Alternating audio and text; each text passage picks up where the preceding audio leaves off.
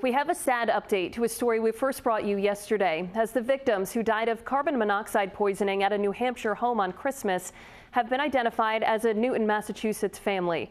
The couple, 52-year-old Matthew and 54-year-old Lila Goldstein, were found inside the Wakefield home, along with their daughters, 22-year-old Valeria and 19-year-old Violet. Matthew was a teacher at Brookline Public Schools, while Violet was a first-year student at RISD. The school is offering counseling and psychological services, even though the school doesn't return from winter break until Wednesday. Now, safety officials are reminding homeowners how they can protect themselves and their families, including through the use of carbon monoxide detectors. Our message is all about maintaining your heating systems, getting them routine maintenance each year, having your chimneys cleaned and making sure there's no blockages, and periodically have them inspected.